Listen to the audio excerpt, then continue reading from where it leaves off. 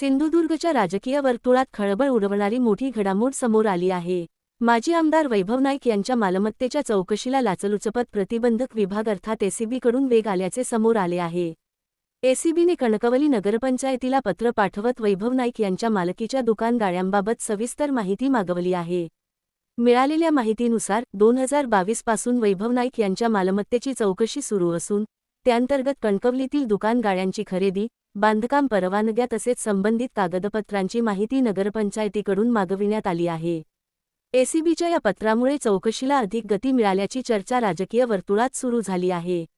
दरम्यान वैभव नाईक यांनी या चौकशीला आपण घाबरत नसल्याचे स्पष्ट करत, गेली 5 वर्षे ही चौकशी सुरू असून ती आपल्यावर अन्यायकारक पद्धतीने केली जात असल्याचा आरोप केला आहे। आता या चौकशीतून नेमके काय निष्पन्न होते, याकडे सर्वांचे लक्ष लागले आहे।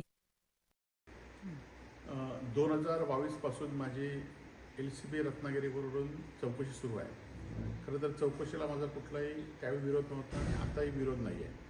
परंतु आपण बघितलं असाल की गेल्या 5 वर्षामध्ये अनेक वेळा या चौकशीच्या निमित्ताने माझ्याशी संबंधित असलेल्या अनेक लोकांची चौकशी केली, त्याचे जबाब घेतले।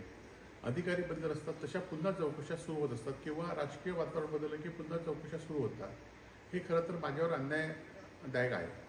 परंतु असून देत, ज्या चौकशी असतील त्या चौकशीला आम्ही सामोरे जाऊ, परंतु हा कुठल्याही दबावाला मात्र आम्ही बळी पडणार एवढं मात्र निश्चित आहे। येणाऱ्या काळामध्ये सुद्धा ज्या चौकशी असतील त्या चौकशी आम्ही चौकशीला जी उत्तरं असतील ती उत्तरं मी देईन।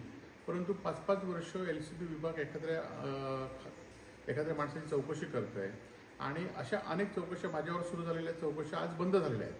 फक्त माझीच चौकशी सुरू आहे, हा माझ्यावर अन्याय आहे आणि या विरोधात सुद्धा मी लढणार आहे आणि ह्या विरोधात सुद्धा चौकशीला मी सामोरं जाणार आहे।